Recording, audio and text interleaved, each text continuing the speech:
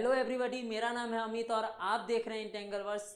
ये जो वीडियो है वो एटॉमिक स्ट्रक्चर सीरीज का 21st वीडियो है, जिसमें हम लोग जानेंगे रिडबर्ग इक्वेशन का डेरिवेशन कि ये इक्वेशन कहाँ आया और इसका यूज जो होता है वो बोर्स एटॉमिक मॉडल में कैसे होता है। सेकेंड, हम देखेंगे फर्स्ट लाइन ऑफ सीरीज कि बोर्स एटॉमिक मॉडल में हम बहुत सारे सीरीज देखा, जैसे कि लाइमन सीरीज, बामा सीरीज, पास्टियन सीरीज, ब्रैकेट, फंड और हेम्फ्री सीरीज को देखें। उसमें फर्स्ट लाइन उसका सीरीज का देखेंगे, फिर देखेंगे लास्ट लाइन ऑफ सीरीज, और फिर जो फोर्थ पॉइंट है वो है ionisation energy, excitation energy and separation energy. इस सब को जानेंगे थोड़ा सा डिटेल में। और फिफ्थ जो पॉइंट है वो होगा how Bohr's atomic model was thought to be correct, मतलब बोर्स एटॉमिक मॉडल किस तरह से बोर्स एटॉमिक मॉडल को सही माना गया और वो क्या एक्सप्लेन करता था कि इससे पहले वाले एटॉमिक मॉडल को गलत माना गया और इसको एक्सेप्ट कर लिया गया उस समय के साइंटिफिक कम्युनिटी के द्वारा।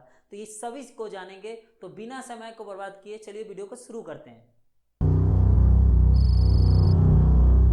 तो राइडबर्ग इक्वेशन का डेरिवेशन से पहले हम जान लेते हैं राइडबर्ग इक्वेशन क्या होता है और इसका यूज कहाँ होता है। तो पहले राइडबर्ग इक्वेशन होता है 1/λ equal to r into 1/n1 square minus 1/n2 square, n2 का स्क्वायर। ठीक है, तो इसी को बोलते हैं राइडबर्ग इक्वेशन, या इसी 1/λ को न्यू बार बोलते हैं, न्यू बार। तो ये होगा रिडबर्ग इक्वेशन। और इसका यूज कहाँ होता है? इसका यूज होता है बोर्स एटॉमिक मॉडल में।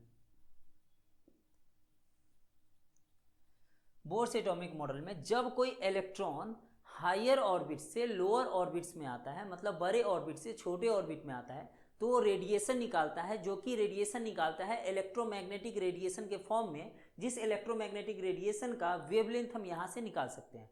और ये जब ये जो है ये है हायर ऑर्बिट, सॉरी ये है लोअर ऑर्बिट और ये क्या है हायर ऑर्बिट। तो यहाँ से उस रेडिएशन का वेवलेंथ निकाल सकते हैं या वेव नंबर निकाल सकते हैं, और जब वेवलेंथ निकल गया तो उसका फ्रीक्वेंसी, एनर्जी सभी कुछ निकाल सकते हैं। किस इक्वेशन से? राइडबर्ग इक्वेशन से। ये यूज कहाँ होता है? बोर्स एटॉमिक मॉडल में। और यहाँ आर जो है वो आर है 2π² m/4/CH3। ये आर का वैल्यू है। और इस सभी कांस्टेंट, ये सारे कांस्टेंट है इसमें, पाई, एम, के, ई, सी, एच सारे कांस्टेंट है। इस सब का अगर हम वैल्यू डाल देंगे इसमें तो इसका वैल्यू हो जाएगा 1.0974 इंटू 10⁷ मीटर इनवर्स। ये क्या हो जाएगा? आर का वैल्यू हो जाएगा। तो ये हो गया रिडबर्ग इक्वेशन। इसका यूज होता है बोर्स एटॉमिक मॉडल में। इसका आर का वैल्यू ये है, n1 n2 पता चल गया, ये वेवलेंथ है और ये वेव नंबर है। ठीक है, इस इक्वेशन को हम निकालेंगे, कहां से निकालेंगे? En से निकालेंगे। En क्या है कि जैसे ये बोर्स एटॉमिक मॉडल है, तो इसमें क्या है कि इलेक्ट्रॉन जो घूमता है, जहां पे घूमता है उसको इलेक्ट्रॉन का ऑर्बिट बोलते हैं, और उस ऑर्बिट का एनर्जी निकालते हैं इस इक्वेशन से। En equal to minus 2π² mk²e⁴/h²z²/n²। ये इक्वेशन मुझे एक बार वेरीफाई करना पड़ेगा। 2π² mk²e⁴/h²z²/n²। ठीक है, ये NH सेल का, NH सेल मतलब जैसे कि मान लो ये कोई एटम है, इसका ये न्यूक्लियस है और ये ऑर्बिट है, मान लो ये दो ऑर्बिट है।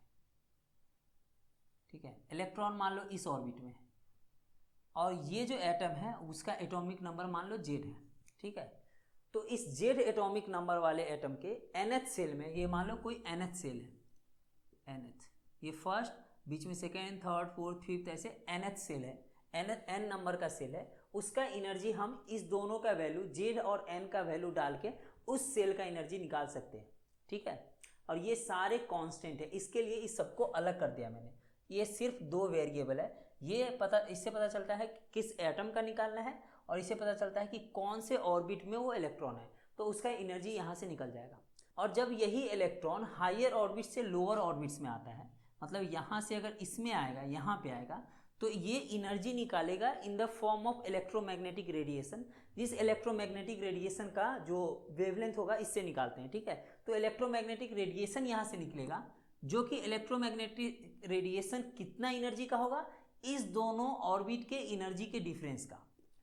तो तो energy of initial orbit, initial orbit मतलब जो शुरू में जिस ऑर्बिट में था वो इलेक्ट्रॉन, जो शुरू में जिस ऑर्बिट में वो इलेक्ट्रॉन था उसके एनर्जी में से अगर हम घटा देंगे एनर्जी ऑफ फाइनल ऑर्बिट, मतलब बाद में जिस ऑर्बिट में गया है उतना ही एनर्जी निकाला है, तो इसको घटा देंगे, इसी को बोलते हैं डेल्टा ई।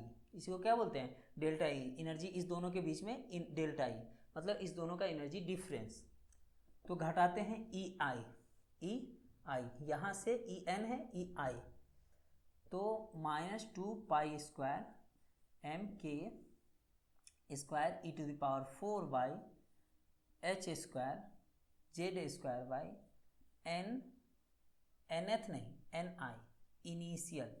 इनिशियल ऑर्बिट, ठीक है, माइनस इसमें से घटाएंगे ई एफ फाइनल ऑर्बिट का, तो माइनस इसमें से घटाते हैं, यहाँ पे लिखेंगे माइनस, क्योंकि ये माइनस में होता है, यहाँ माइनस इसके बदला माइनस रखे हैं इसके बदला, और फाइनल मतलब ये फिर से लिखेंगे यहाँ f लगा के, तो 2π² m k square e to the power 4/h² z² by n f final orbit का स्क्वायर, ठीक है। यहाँ माइनस और माइनस को करेंगे तो प्लस हो जाएगा, ये दोनों मिला के क्या हो जाएगा, प्लस हो जाएगा।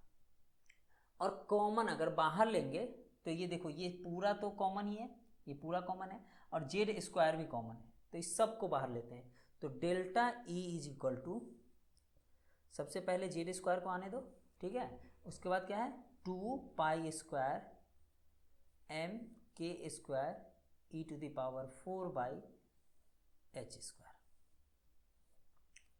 माइनस, अब इसमें क्या बचा है, सिर्फ इसमें 1/ni² माइनस 1/ni² बच गया है, तो -1/ni², ये सारा कुछ बाहर निकल गया, z² भी बाहर निकल गया, सिर्फ ये माइनस नहीं निकला है और ni नहीं बचा निकला है, तो ये सिर्फ बचा है प्लस, इसके बाद यहाँ माइनस माइनस प्लस हो गया था, तो प्लस यहाँ सिर्फ 1/nf² बच गया है, तो 1/nf²। ये ni क्या है समझ में आ रहा है, जो हाइयर ऑर्बिट है, इनिशियल ऑर्बिट, इनिशियल मतलब इलेक्ट्रॉन इनिशियली कहाँ था, और nf है फाइनली इलेक्ट्रॉन कहाँ गया, तो ni और nf समझ में आ रहा है आपको।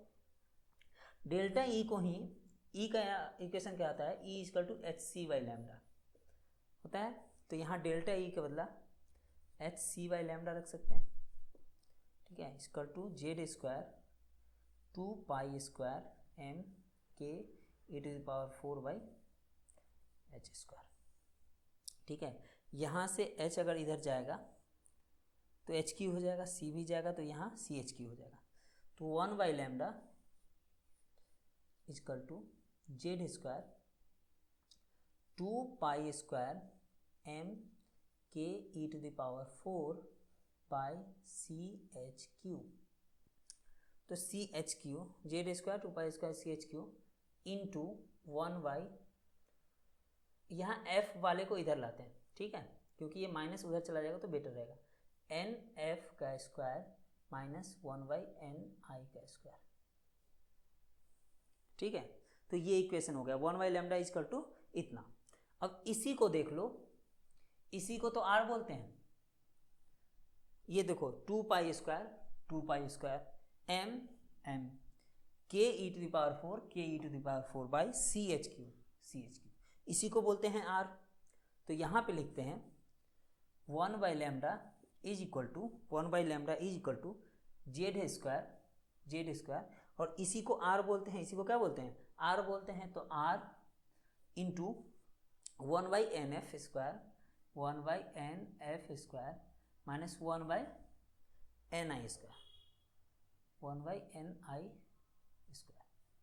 समझ में आ रहा है। तो 1/λ का ये वैल्यू होता है।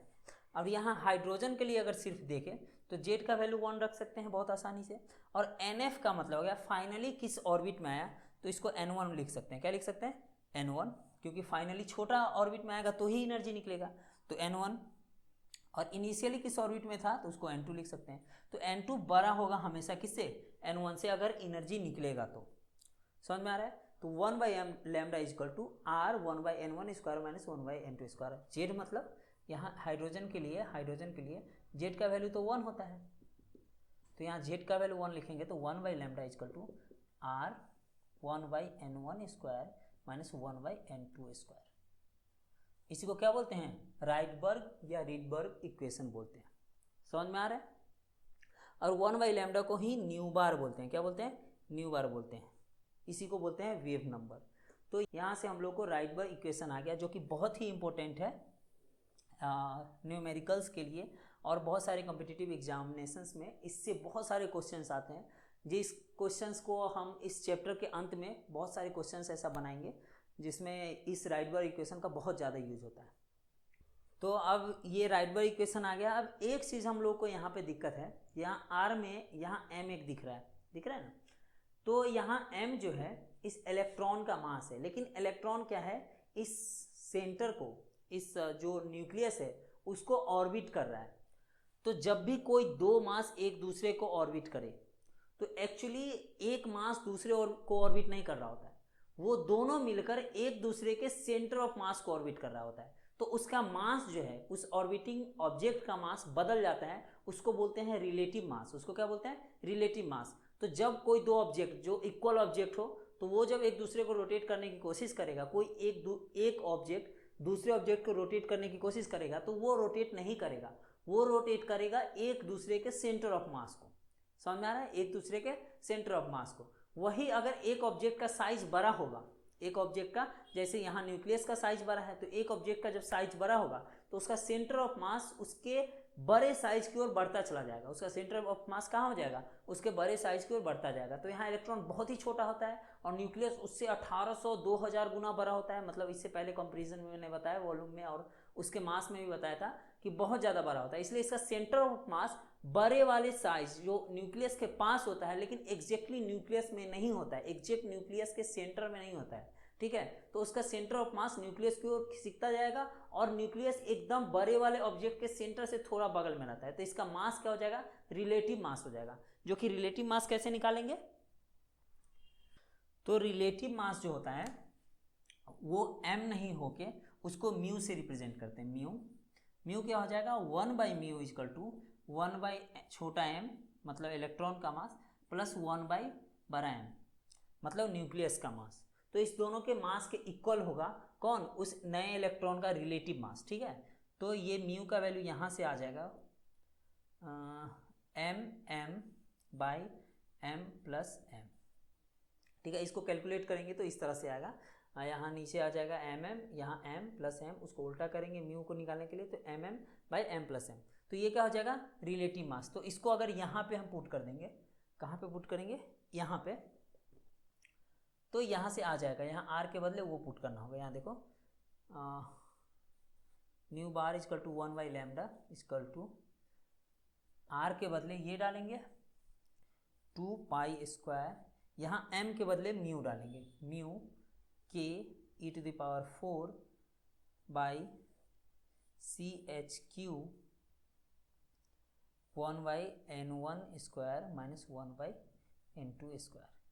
तो ये स्पेशल केस है, ये सिर्फ इसलिए निकाली है कि ये करेक्शन आना चाहिए, क्योंकि ये जो है इलेक्ट्रॉन इस न्यूक्लियस को ऑर्बिट करता है तो उसका मास बदलता है। तो इसके लिए स्पेशल केस निकाले जो कि वैल्यू उतना ज़्यादा नहीं बदलता है, लेकिन अगर स्पेशल केस में देखिए कि कितना बदलेगा, उसके लिए ये यूज होता है। लेकिन अक्सर जगह पे, सभी जगह पे इसका यूज होगा। ये सिर्फ स्पेशल केस देख लिए हैं जिसको आपको पता होना चाहिए, क्योंकि एग्जाम में इससे रिलेटेड क्वेश्चंस पूछ सकते हैं।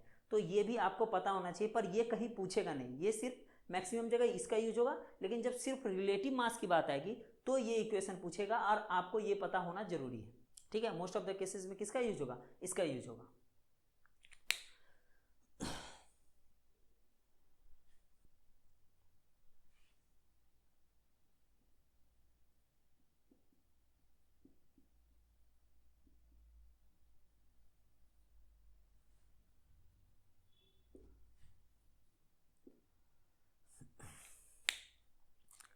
तो बात करते हैं फर्स्ट लाइन ऑफ सीरीज की। फर्स्ट लाइन ऑफ सीरीज क्या होता है, किसी भी सीरीज का, सीरीज मैंने बताया लाइमन, बामर, पास्चन, ब्रैकेट, फंड और हेम्फ्री सीरीज, इन सभी का फर्स्ट लाइन ऑफ सीरीज क्या होगा कि उससे एक ऊपर वाले ऑर्बिट से उस ऑर्बिट में आएगा तो उसका फर्स्ट लाइन ऑफ सीरीज हो जाएगा। जैसे कि लाइमन सीरीज कब बनता है, जब फर्स्ट ऑर्बिट में आता है कोई भी इलेक्ट्रॉन हायर ऑर्बिट से, तो जब सेकंड से फर्स्ट में आएगा तो फर्स्ट लाइन ऑफ सीरीज बनेगा किसका, लाइमन सीरीज का। वही बामा सीरीज का फर्स्ट लाइन ऑफ सीरीज कब बनेगा, जब थर्ड से सेकंड में आएगा तो बामा सीरीज का फर्स्ट लाइन बनेगा, क्योंकि सेकंड में आने से बामा सीरीज का बनता है। फोर्थ से भी सेकंड में आ सकता है लेकिन वो फर्स्ट लाइन ऑफ बामा सीरीज नहीं होगा, वो सेकंड लाइन ऑफ बामा सीरीज हो जाएगा। लेकिन फर्स्ट लाइन किसको बोलेंगे, उससे एक ऊपर वाले ऑर्बिट से उस ऑर्बिट में आए तो उस सीरीज का फर्स्ट लाइन बनेगा। जैसे लाइमन का फर्स्ट लाइन क्या होगा, जब सेकंड से फर्स्ट में आएगा। बामा का फर्स्ट लाइन क्या होगा, जब थर्ड से सेकंड में आएगा।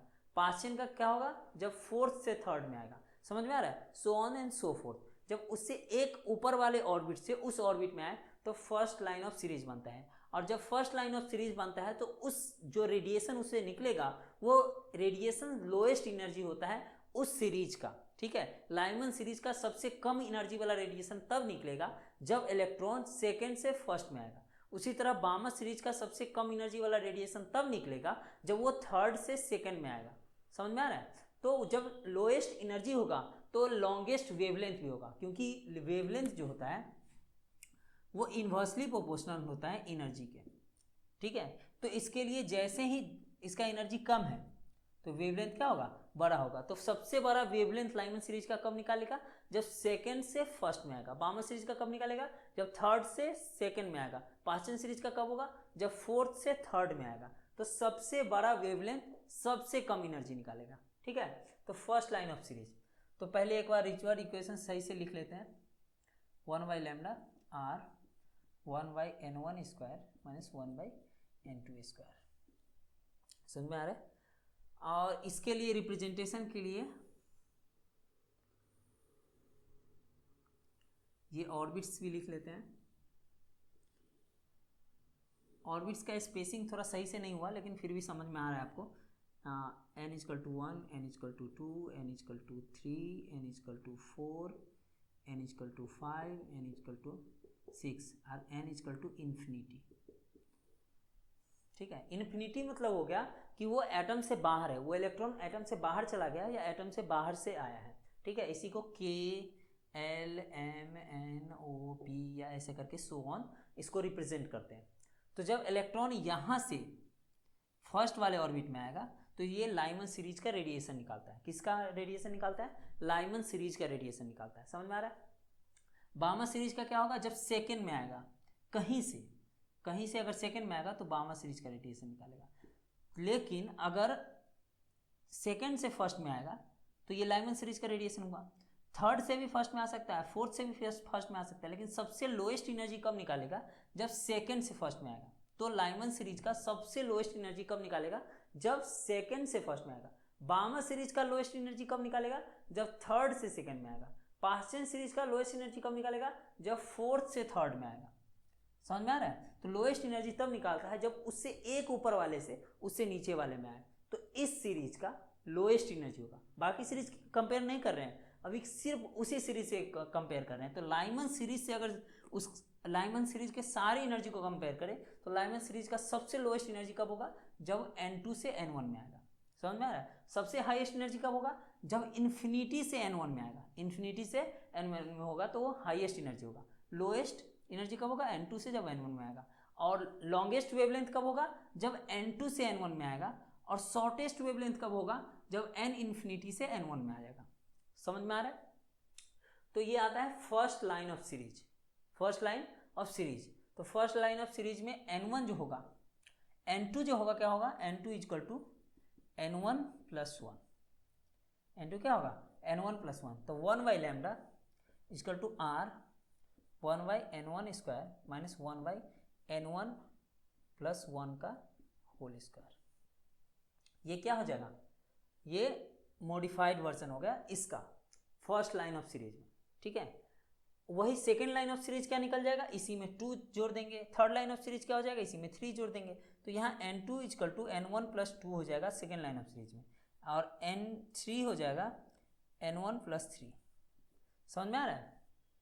तो ये हो गया डिफरेंट लाइन ऑफ सीरीज।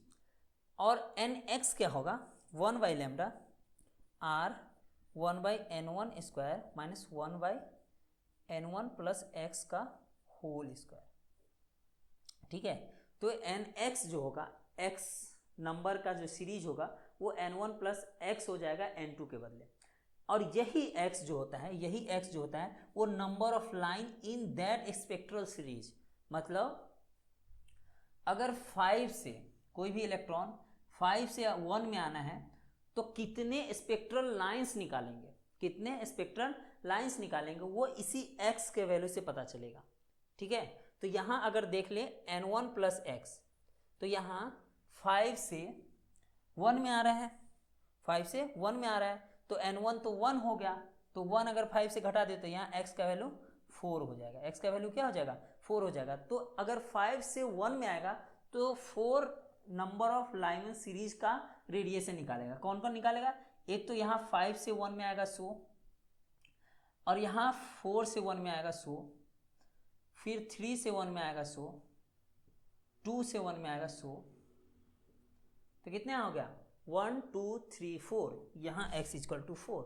तो लाइमन सीरीज का 4 रेडिएशन निकाला, और रेडिएशन भी निकालेगा क्योंकि यहाँ से तो डायरेक्ट इसमें तो नहीं जाएगा ना, यहाँ से यहाँ कैसे गया इलेक्ट्रॉन, यहाँ से यहाँ गया होगा।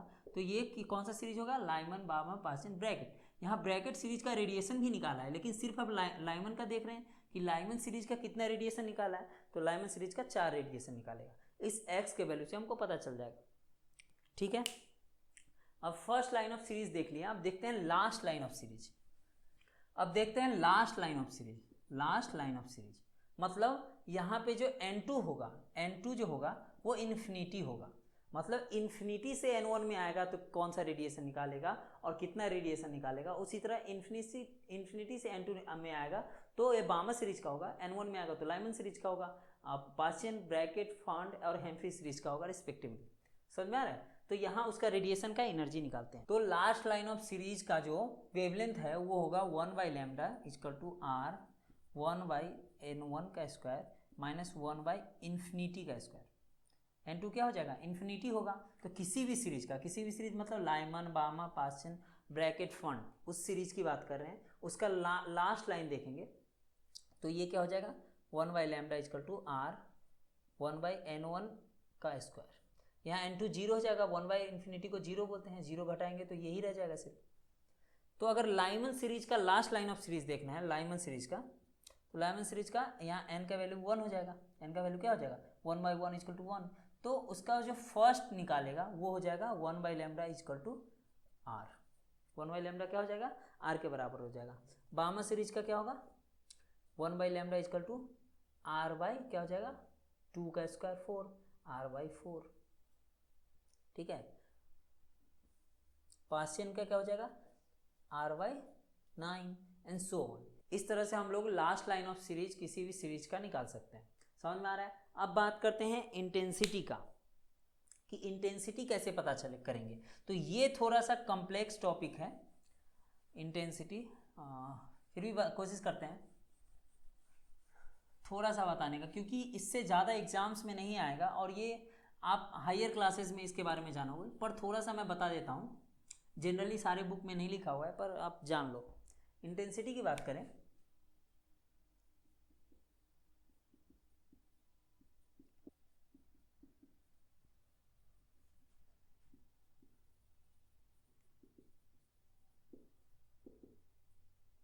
तो इंटेंसिटीज ऑफ स्पेक्ट्रल लाइन में देखें तो किसी खास स्पेक्ट्रल लाइन का देखें, अगर लाइमन सीरीज का, पहली बात तो इंटेंसिटी क्या होता है। इंटेंसिटी अगर जनरल फॉर्म में बोले तो इंटेंसिटी मतलब होता है how many number of particles in that radiation, या फिर अगर जनरल सेंस में बोले तो किसी का ब्राइटनेस कितना है। जो आंखों से हम लोग ब्राइटनेस देखते हैं वो जनरली इंटेंसिटीज को दर्शाता है। ठीक है, तो इंटेंसिटी अगर देखें लाइमन सीरीज में,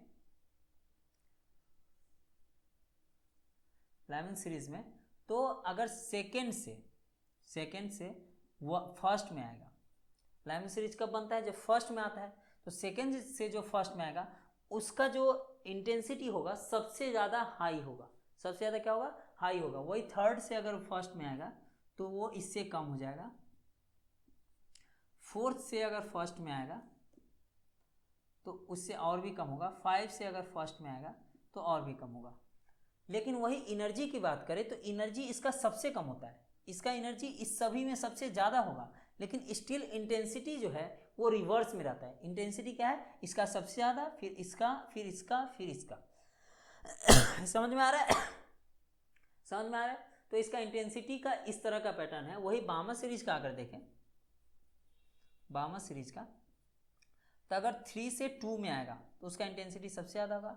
4 से 2 में आएगा तो उस इससे कम हो जाएगा। 5 से 2 में आएगा तो उससे कम हो जाएगा। 6 से 2 में आएगा तो इससे कम हो जाएगा। ठीक है, तो किसी भी सीरीज में जो इंटेंसिटी है, जैसे जैसे हायर ऑर्बिट से इलेक्ट्रॉन आने लगता है उसका इंटेंसिटी क्या होने लगता है, कम होने लगता है। तो इंटेंसिटी ऑफ स्पेक्ट्रल लाइन कुछ इस तरह का होता है। बहुत ज़्यादा इंपॉर्टेंट टॉपिक नहीं है, पर इसको जानना बहुत ही जरूरी है।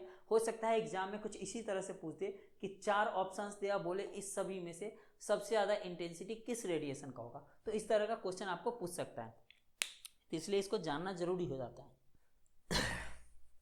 अब हम लोग जानेंगे ionisation energy, excitation energy and separation energy. इस तीनों टॉपिक को जानेंगे बहुत ही आसान भाषा में और बहुत अच्छे से हम लोग समझ पाएंगे उसको।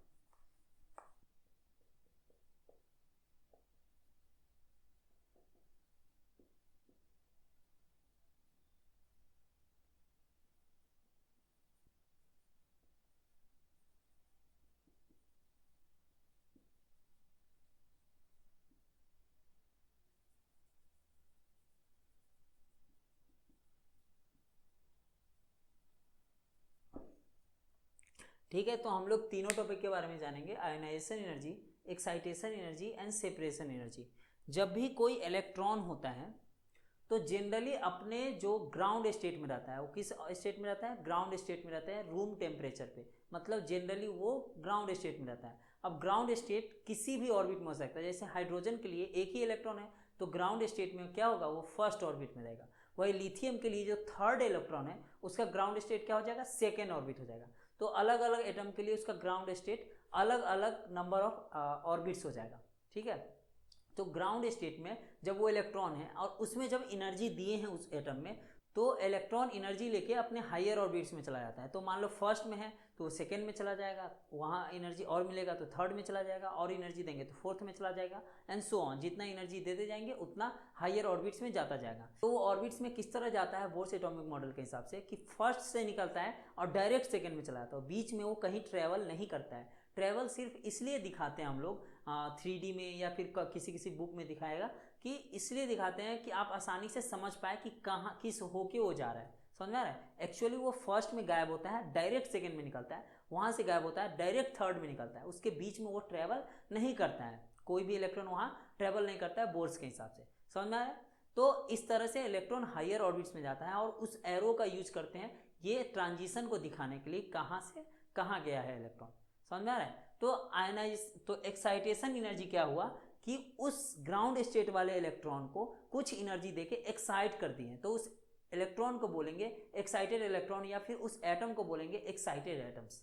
ठीक है, तो एक्साइटेशन एनर्जी क्या होगा, energy needed to remove the electron from ground state and send it to higher orbitals, उसी को बोलेंगे एक्साइटेशन एनर्जी। अब आयोनाइजेशन एनर्जी क्या होगा, एक्साइटेशन एनर्जी जब हो गया तो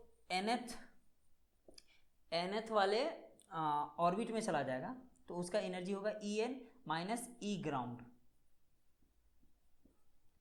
तो ये क्या हो जाएगा, एक्साइटेशन एनर्जी हो जाएगा किसी भी इलेक्ट्रॉन का। जब वो nth ऑर्बिट में जाएगा, कितना एनर्जी चाहिए उसमें, En माइनस ई ग्राउंड। वो ग्राउंड स्टेट में है तो जितना एनर्जी है उसको घटा देंगे nth ऑर्बिट का एनर्जी से, तो आ जाएगा एक्साइटेशन एनर्जी। अब बात करते हैं आयोनाइजेशन एनर्जी। जब कोई ग्राउंड स्टेट में हो, जब कोई ग्राउंड स्टेट में हो कोई इलेक्ट्रॉन, और उसको डायरेक्ट इन्फिनिटी में भेज देंगे, किस में भेज देंगे, इन्फिनिटी में भेजेंगे उस इलेक्ट्रॉन को, मतलब एटम से बाहर चला जाएगा वो इलेक्ट्रॉन। जब एटम से बाहर इलेक्ट्रॉन चला जाएगा तो उसको अगर हम उसके एनर्जी का डिफरेंस देखेंगे तो वो क्या हो जाएगा, आयोनाइजेशन एनर्जी हो जाएगा। क्या हो जाएगा, आयोनाइजेशन एनर्जी। तो ई इन्फिनिटी जो होता है वो जीरो होता है। इन्फिनिटी का एनर्जी क्या होता है, जीरो होता है। आपको इससे पहले भी मैंने बताया है कि इलेक्ट्रॉन यहाँ जो है इस वाले में अगर इलेक्ट्रॉन मान लो रहेगा तो एक सिंपल नंबर से आपको समझाने की कोशिश करें तो इसका एनर्जी होगा मान लो -10, इसका एनर्जी होगा -8, इसका एनर्जी क्या होगा -6, इसका एनर्जी क्या होगा -4 एंड सो ऑन। ठीक है, तो इसका एनर्जी एक्चुअली बढ़ता जा रहा है, आपका नंबर भले ही घटता दिख रहा है लेकिन एनर्जी इसका बढ़ता जा रहा है क्योंकि इसका एनर्जी माइनस में है, निगेटिव है। समझ में आ रहा है? तो ई इन्फिनिटी का जो वैल्यू होगा वो 0 होता है, तो ई इन्फिनिटी का 0 माइनस ई ग्राउंड, तो आयनाइजेशन एनर्जी क्या हो जाएगा -E ग्राउंड, मतलब ग्राउंड स्टेट में उसका क्या एनर्जी है। वही अगर हाइड्रोजन के लिए देखें तो हाइड्रोजन के लिए ग्राउंड स्टेट में क्या एनर्जी होता है -13.6 इलेक्ट्रॉन वोल्ट पर एटम, मतलब एटम इनवर्स, मतलब एक एटम के लिए, एक एटम में जो एक इलेक्ट्रॉन अगर निकालना है तो इतना एनर्जी चाहिए उसको, किसका एनर्जी, आयनाइजेशन एनर्जी। तो यहाँ माइनस से माइनस प्लस हो जाएगा, तो 13.6 इलेक्ट्रॉन वोल्ट पर एटम या एटम इनवर्स, इतना एनर्जी चाहिए आयनाइजेशन एनर्जी किसके लिए, हाइड्रोजन के लिए। हाइड्रोजन का ये हो गया। लेकिन अगर दूसरे एटम की बात करें तो दूसरे एटम का क्या हो जाएगा, आयनाइजेशन एनर्जी को लिख सकते हैं I E = Z²/n² into 13.6 electron volt. ये क्या हो जाएगा, आयनाइजेशन एनर्जी किसी और एटम का, हाइड्रोजन लाइक एटम का, जैसे कि हीलियम प्लस, लिथियम 2+, बेरिलियम 3+, ये सब हाइड्रोजन लाइक एटम है, इसका आयनाइजेशन एनर्जी इस वाले इक्वेशन से हम निकाल सकते हैं। समझ में आ रहा है? तो आयनाइजेशन एनर्जी समझ में आ गया, एक्साइटेशन एनर्जी समझ में आ गया। अब सेपरेशन एनर्जी क्या होता है, जब इलेक्ट्रॉन ऑलरेडी एक्साइटेड स्टेट में हो, मान लो यहाँ ग्राउंड स्टेट में नहीं होके इलेक्ट्रॉन ऑलरेडी इस यहाँ पे है और यहाँ से सेपरेट कर रहे हैं, यहाँ से इन्फिनिटी में अगर इस इलेक्ट्रॉन को भेज रहे हैं, तो जो एनर्जी चाहिए उसी को ई सेपरेशन बोलते हैं। तो ई सेपरेशन क्या होगा, ई इन्फिनिटी माइनस ई एक्साइटेड।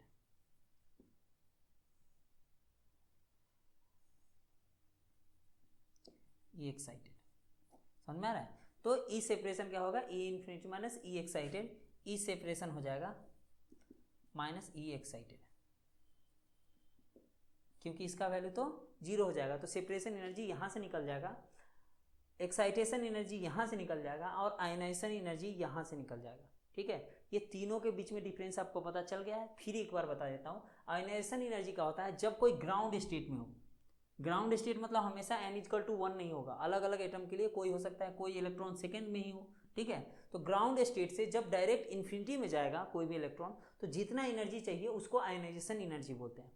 ठीक है, और आयनाइजेशन पोटेंशियल क्या होगा, यही इसका पोटेंशियल माइनस जो ग्राउंड स्टेट का जो पोटेंशियल है उसके डिफरेंस को क्या बोलेंगे, आयनाइजेशन पोटेंशियल बोलेंगे। आयनाइजेशन एनर्जी और आयनाइजेशन पोटेंशियल होता है, तो पोटेंशियल समझ के अचानक से कंफ्यूज मत हो जाना।